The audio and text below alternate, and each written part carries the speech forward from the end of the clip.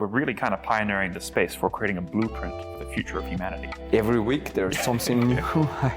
It's the most expensive startup. We're not cashing out, like I have no salary. Trees are dominating the buildings, not buildings dominating the trees. The idea is to do the best we can.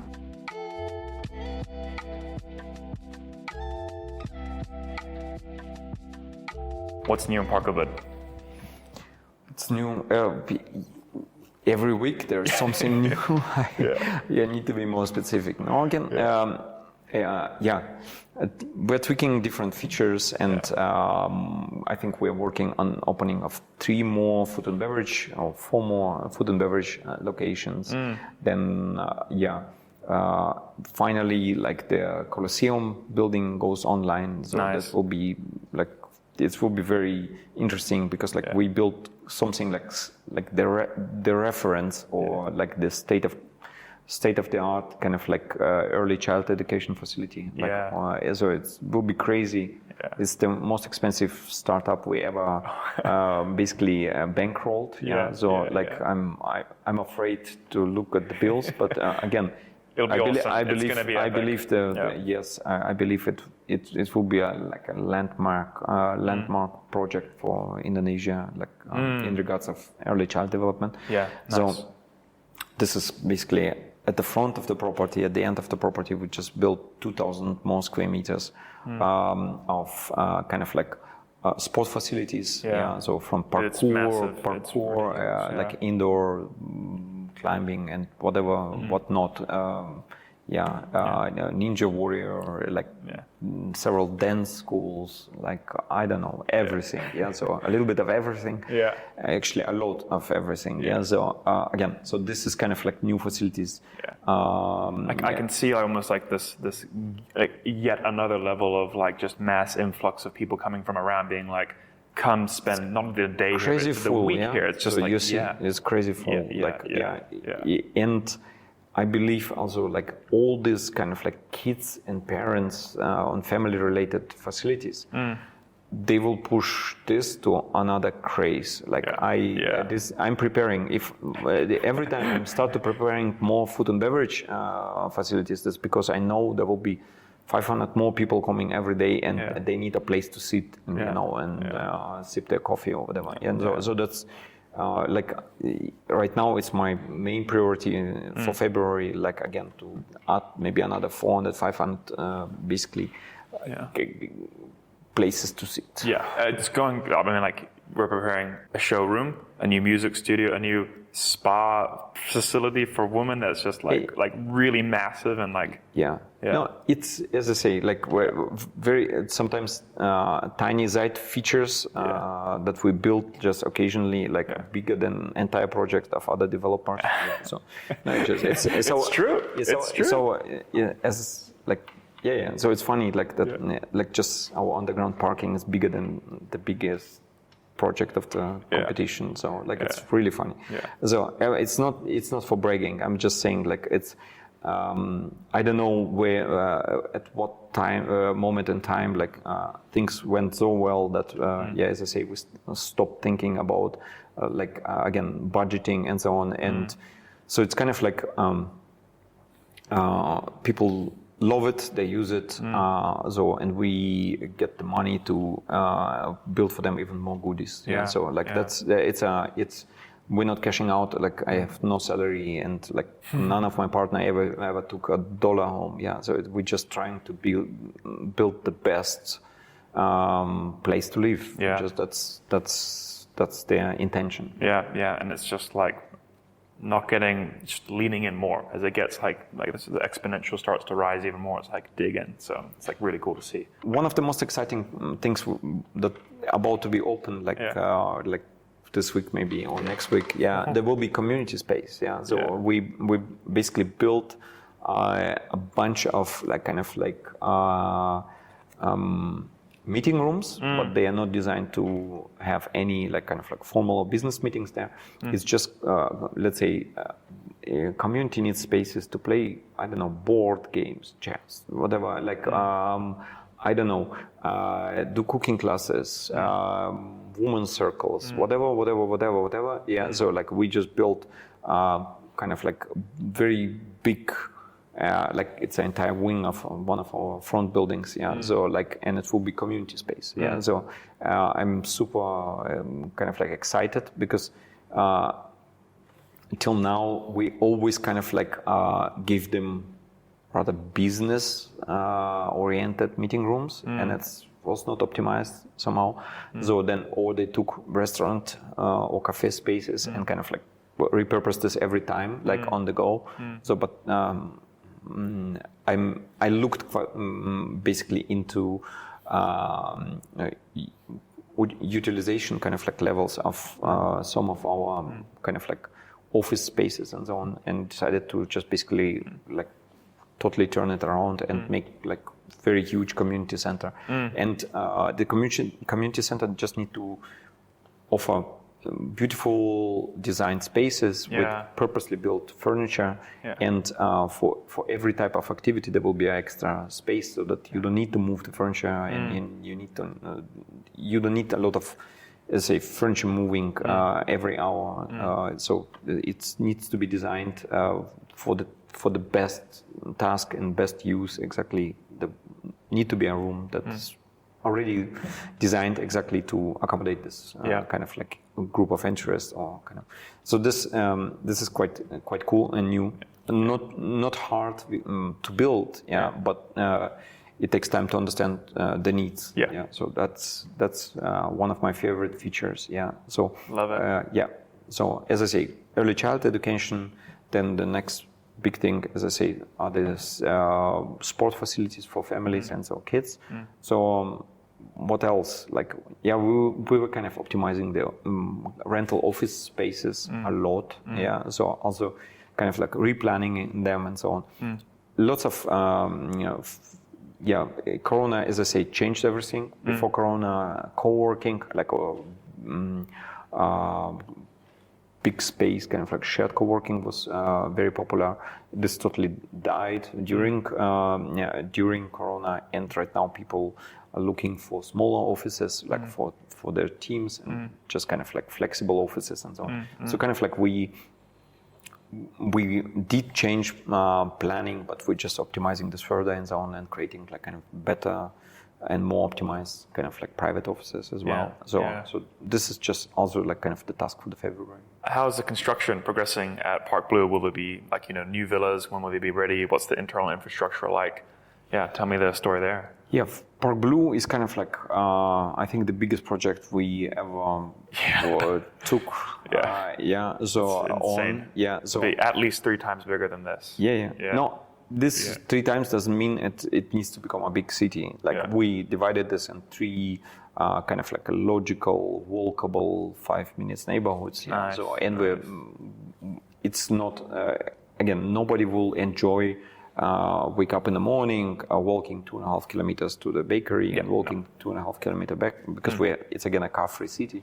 So we basically divided this in kind of like logical, walkable kind of like quarters, city quarters, and we're building independent infrastructure. It's not copy and paste. It needs to be different and exciting different. So like again, I want that some of the people walk the 2.5 kilometers because they think that the bakery in the French Quarter is so much better than in my neighborhood. Let capitalism guide them. No, it's just like again, I'm all in for competition. Competition is good for the product, for the So again, so basically it's like 3 independent kind of city quarters, city blocks, and different styles. Soho, Japan.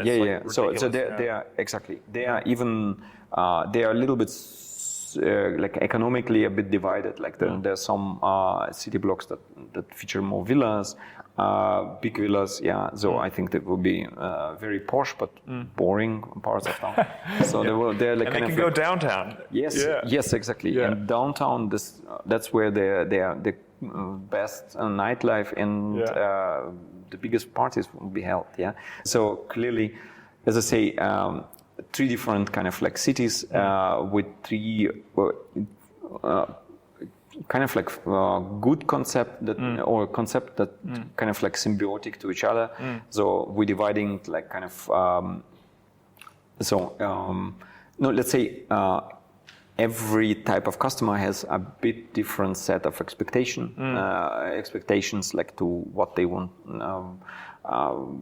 to see somewhere, what they don't want to see. So like kind of like, so if we're making like this kind of like upscale part of town, the plots will be bigger, there will be less villas, but I believe that plenty of them will stay kind of unused, because people will maybe not even want to rent them and so on. So it's kind of like, it's the Hamptons, something like that. I so feel like we can really kind of like cater to a whole new level of people that want to live in Bali, but they're like, are the facilities there? Is like the community of the top there? And yes, now we can. So basically 3 towns. There are 3 city blocks. One kind of like mid-range, one high-range, and one basically basic and very affordable part of town. It will be the most fun for sure. Yeah, that's where we built the schools and like kind of like lots of food and beverage, and the food and beverage need to be also not upscale. So let's say in a upscale part of town, you need maybe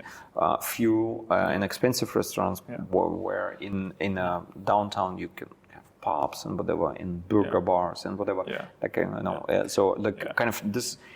So the idea is still there. Social mobility need to be there.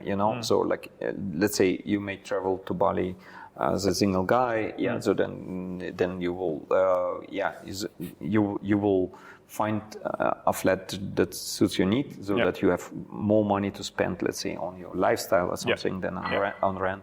At some point, you have a girlfriend, and you can move just like again like a street up, and there will be a bigger board game, the game of life, where you like So in different times of your life, you need different amount of space and so on, and different features. So like kind of like we look. Very often, if someone building a city intentionally, then they just copy paste shit. So then it's also not just to save a little bit of development cost or like our brain power. So people just do the same stuff. Then then it's very homogeneous. So like there's no variety. Like there's kind of like and it becomes very fast, bleak and boring. Like it's just like no. And it's like kind of artificial cities. Just in general, like they are not successful by design or whatever, or people feel it's fake. So if we are building, then the first thing, like actually, the first order of business is like again, it needs to be super like different. So literally every maybe 20-30 villas, like which make the tiny building block. So kind of like it's built by different company, by the different architects. So this architects and this company is well aware how the neighboring parts will look like. So that's all respectful. So then in this 30 kind of like housing block, so in this tiny micro block, so in the 30 villas, there it's not the same villa type. So it's like they're at most you have maybe 2-3 villas or houses that will have the same planning, like or like a same floor plan.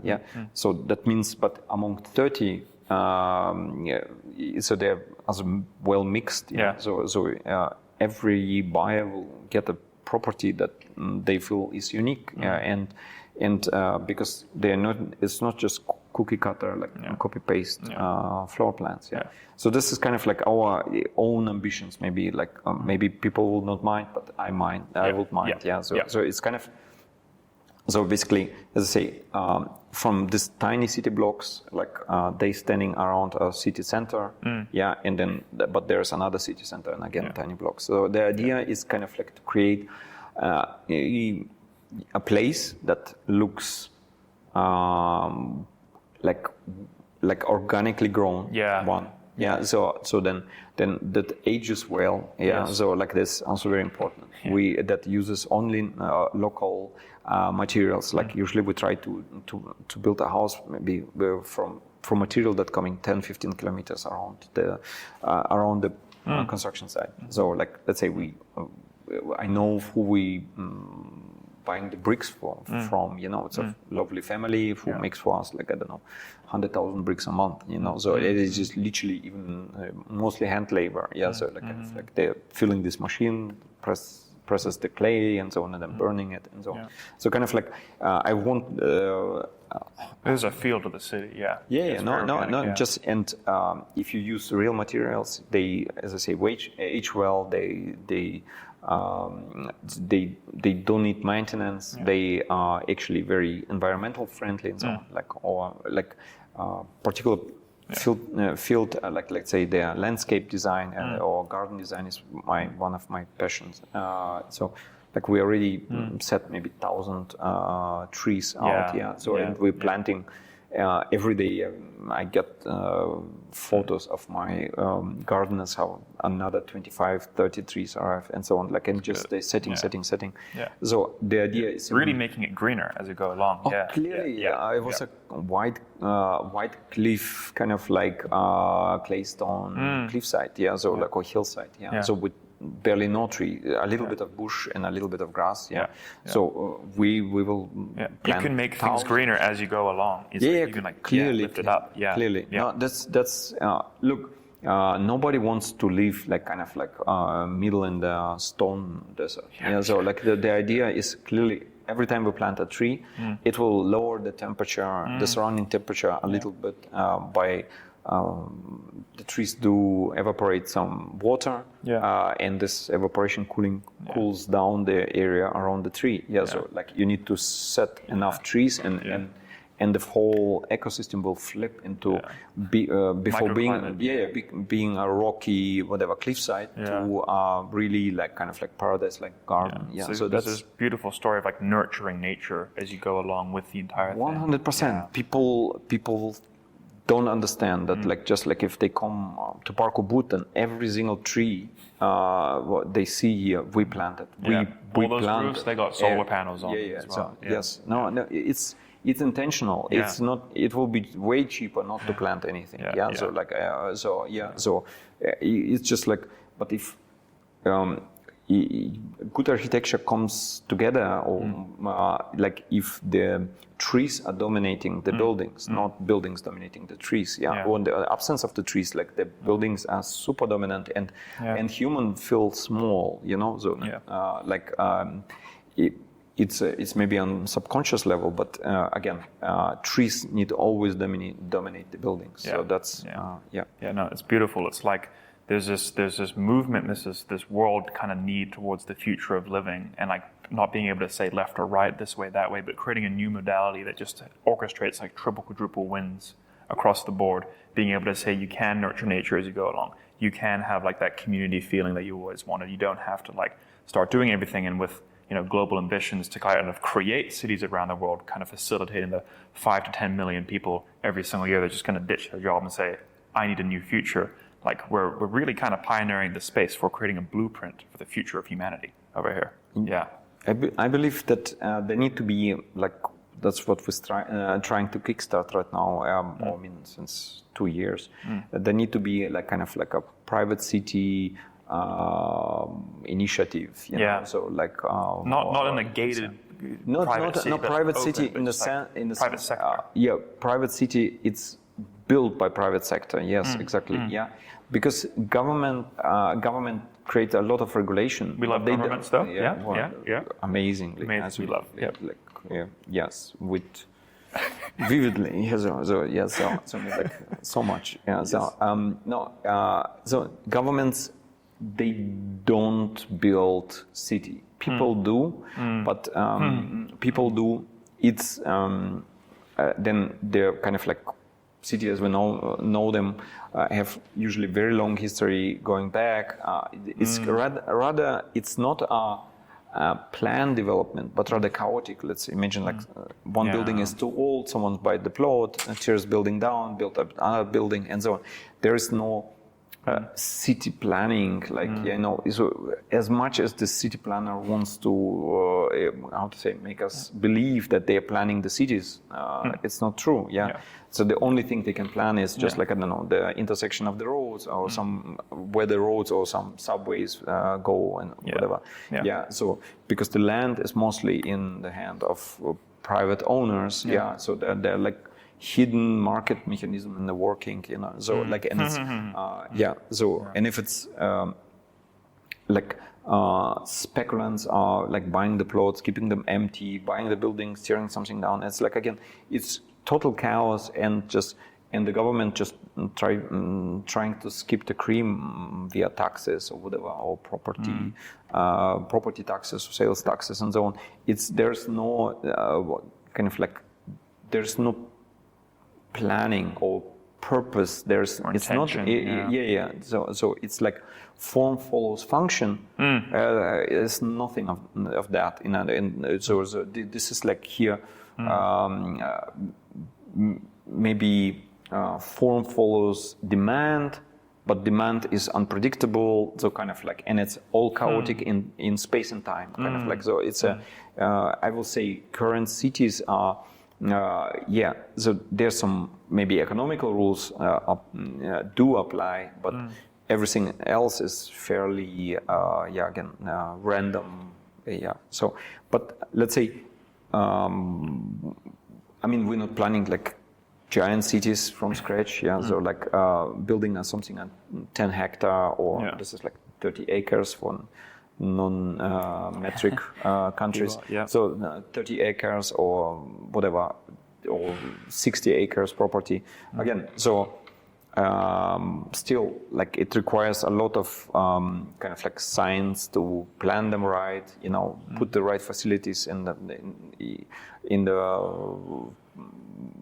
right proximity to each other and so on. Like, it creates something very livable and lovable neighborhoods. That's like research for that took years for me, actually. Like, so as I was the father to the first. You went back and read books over 100 years old, just like going back. Exactly. So on any book on city planning, like I think I read. So and the idea, and again, it's not an easy problem to solve, but again, we're trying our best, and it's kind of like, it's a sandbox. As a parkour boot was the sandbox for how to do it right, how to tweak, which ideas do I need, and how to tweak them to even to work even better and be more effective. So that's the story. That's awesome. Yeah, coming back to Park Blue in Uluwatu, the new city that we're doing over here with at least 3 city sectors. There's I love the fact that there's a 100% occupancy rate all the time at Park Ubud. There's a 6-month wait list, which means you're not increasing the prices. And I can tell you, like, some successful cities like Silicon Valley, you look at them now, they are so expensive. It's 85% guys. There's like very little art or culture. And I love that we're kind of like seeing this intentionally ahead of time, saying we're going to keep some affordable parts of the city. There's always going to be like a creative buzz with like new energy coming in. We're going to have the upper scale parts as well, where like, super high net worth individuals can hang out and hide out, but then go downtown, and it's always like fun. And intentionally kind of, doing the game so good, being the fastest growing real estate project in Bali. The ROI is just great, yet still intentionally looking at the city for the long term. What does this look like in 50 years? What does this look like in 100 years? Like the trees you're planting, you're like, these trees last 120 years, everyone else is using 50-year trees. It's like really, really cool to just say, this is going to be a long-term gig over here. Again, everything, whatever you do, it should be meant for eternity. You need to plan for, you cannot plan to fail as a, and you cannot have a short-term strategy because like anyone like with just a bit longer strategy span will win. So basically, obviously, whatever we do, the idea is to do the best we can, and and optimize after that. So because I mean, every year of my life I'm becoming a bit smarter, a bit wiser than the year before. And whenever like I have new best practice to already best practice from the last year, like I will tweak it at my own cost because it's just the best. Still the fastest growing. So that long-term game, hand on the table, going for that, yet still dominating the short-term game as well, which is really great. What would you say to a bunch of people looking at, hearing us right now, and they're looking at Park Blue and they're like, okay, well, this is actually a pretty good place to put my money. I can buy small units, or I can come in as a big buyer to just buy a whole chunk. What would you say to those kind of people? And I've been in those rooms with you as well, so I know kind of how they work. No, look, I'm not responsible for sale. So like it's usually, like again, depending on the property type, we have even waiting list for villas. So usually villas are in very so they are in negative amounts available. Like usually we have 20, 30 families waiting that we develop somewhere new block kind of thing. So apartments, I'm a big fan of apartments because I like this kind of like functioning neighborhoods. I like their idea, people living together, knowing each other, and so on. It's not giant kind of apartments block. We try to make like, I don't know, it's maybe 6 to 8 flats per house, so that people know each other and so on, and can have respectful conversation or like meaningful relationship and so on. Borrow salt or eggs and like invite each other to housewarmings and so on. That's kind of like, that will be the good. That's what I want to see, kind of like, and what I see in Ubud already functioning very well. So I'm looking forward to actually to kind of like the to soft open Blue this year, and again, and maybe finish it in 2 years or so, like completely. It will be fun. So that's great.